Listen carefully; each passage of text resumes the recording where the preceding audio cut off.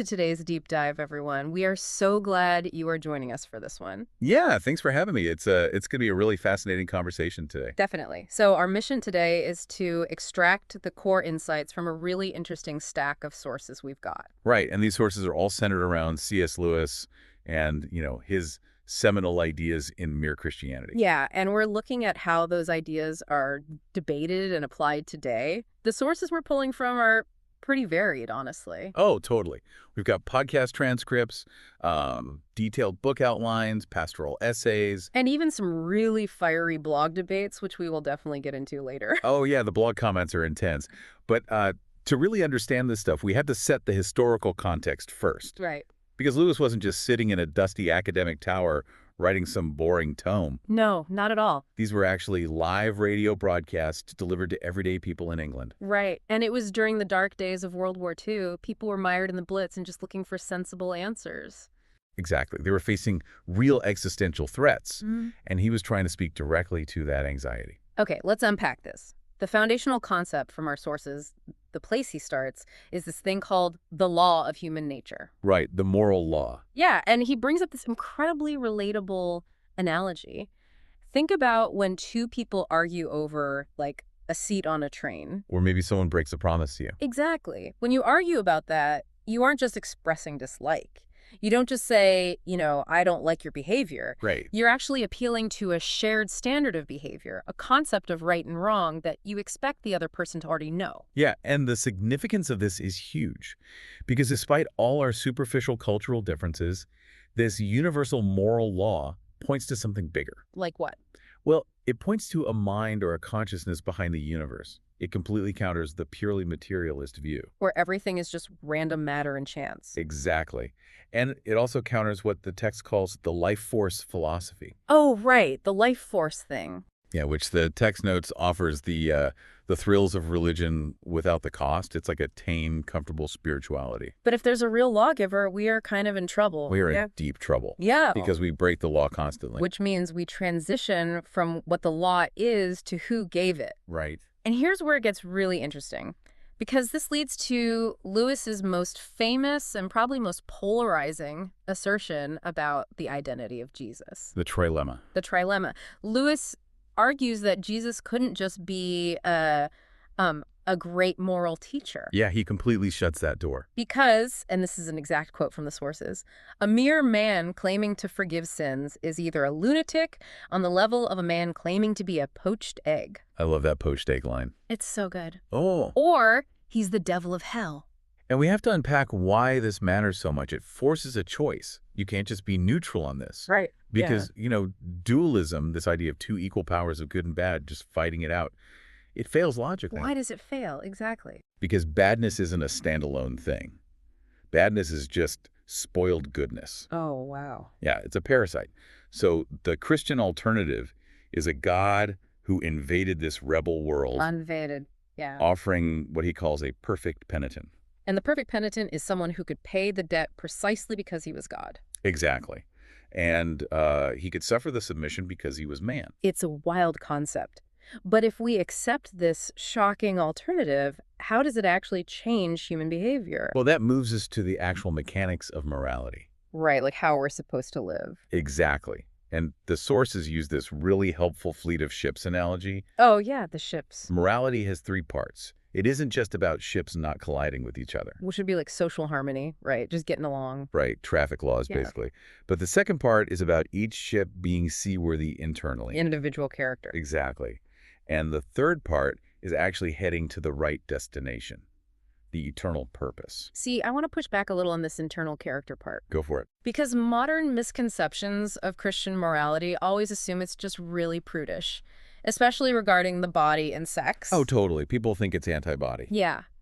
But there's this bizarre, incredibly memorable analogy from the sources, the bacon striptease. Yes, the bacon striptease. It's hilarious. Imagine if a theater filled up just to watch a cover slowly lifted off a piece of bacon on a stage. People would think you were crazy. Right. We'd say the appetite for food in that culture is completely corrupted. Yeah, that's unnatural. And the text applies this to modern sexual appetites. It clarifies that Christianity actually honors the body and marriage.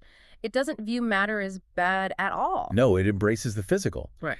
And what's interesting is that while culture focuses on sex, the text pivots to the deepest internal flaw a ship can actually have. Which is what? Pride. Drawing on the C.S. Lewis Institute source, it explains that pride, not murder or unchastity, is the complete anti-God state of mind. Wait, really? Worse than all the other stuff? Yeah, because it is inherently competitive. It's a Yeah. spiritual cancer. Okay, that makes sense. The sources use a biblical example to highlight this. The self-righteous Pharisee versus the tax collector. Right, where the Pharisee looks perfect on the outside but is full of spiritual pride. Exactly. Spiritual pride is the deadliest form. And the text points out that humility, which is just having a realistic view of yourself, is the only cure. So to achieve this humility and to understand the ultimate destination of the fleet of ships, we have to understand the nature of the God steering them. Right, we have to look at the Trinity. And the Trinity sparks intense modern debate. It's confusing. Lewis uses a dimensional analogy to try and explain it. The line, the square, and the cube. Yeah, like a one-dimensional line combined in new ways forms a 2D square, and squares combined in ways inconceivable to a 2D world form a 3D cube. It's a great mental model. It really is. It represents how God can be three persons but one being. And this is where we have to synthesize that fierce debate from the blog comments we found in the source material. Yeah, and just a quick reminder for you listening, we are remaining totally neutral here. We aren't endorsing either side, just reporting on the arguments. Exactly. So let's start with the skeptic's view, represented by a commenter named John Zande. Okay, what's his take? He argues the Trinity is completely unoriginal. He points to pagan parallels to make his case. Like what kind of parallels? He mentions the Hindu triad, Zoroastrianism, and even brings up Aristotle, basically saying it's an old recycled archetype. Oh, wow. But then you have the logical pushback from another commenter, Scalia. Right. Scalia completely rejects the history angle and focuses on logic. He argues the Trinity violates the law of non-contradiction. He hates the pie analogies, doesn't he? He really does. He says God cannot be a composite of fractional parts. You can't slice God into thirds. So how does the defense respond? We've got Lee Freeman representing the Trinitarian side. Right, so Freeman argues that the New Testament writers didn't borrow from paganism at all. Then where did they get it? He says they used well-known terms like logos to explain Jewish monotheism in a completely new light. Okay, that makes sense historically. And to answer the logic problem, Mhm. he offers a trinity of trinities analogy found in nature itself. Space, time, and matter. Oh, that's interesting. Yeah, time is past, present, and future, but it's all completely time. Okay, so having explored all this deep, fiercely debated theology, what does this all mean for us today? Right, how do you actually live it out? Yeah, in a rapidly changing, increasingly skeptical world, the Coracle source brings in this great analogy about the 1990s Chicago Bulls. In Michael Jordan era. Exactly. To survive in an urbanizing, pluralist society, believers need a common goal. They have to play both offense and defense. Yeah, and playing offense here means evangelism through servanthood. Like radical care for the poor. Exactly. Working for the common good.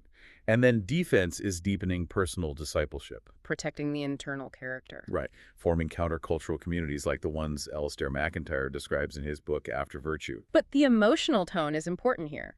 It shouldn't be panic or grief, right? Oh, not at all. It should be joy and compassion. Which is hard because people struggle with doubt. I want to jump in with the kid in the car analogy from Brad Hambrick's article. I love that one. Faith isn't an absence of doubt. It's the art of holding on to reason, despite your changing moods. Yeah. Living in the middle of history is literally like a kid on a long road trip in the dark asking, are we there yet? It's so relatable. Doubt is totally natural. Faith is simply trusting the parent driving the car. That's a beautiful way to put it. So just to provide a concise wrap-up of this whole journey today. Oh yeah, let's summarize. We went from the universal moral law to the shocking identity of Christ to the mechanics of keeping our ships seaworthy. We tackled the mind-bending reality of a multi-dimensional God. And finally, that practical playbook for living with faith and joy in a really complex world. It's a lot to chew on, but I want to leave you, the listener, with one final lingering concept from the sources that we haven't discussed yet. Oh, the let's pretend idea. Yes. The idea of let's pretend. Drawing from Lewis's Beauty and the Beast metaphor, I want you to ponder what it means to pretend to be a son of God. Right, and he doesn't mean pretending like you're a hypocrite or a fraud, Exactly, not as a fraud, but like a child playing dress up. putting on the clothes of someone bigger than you. If you put on the mask of Christ and act as if you love someone or act as if you are a child of God, could it be that the mask eventually becomes your real face? The actions change the internal reality. Yes. It's something to really think about. What mask are you choosing to wear today? Thank you so much for joining us on this deep dive. Yeah, thanks for listening. We'll see you next time.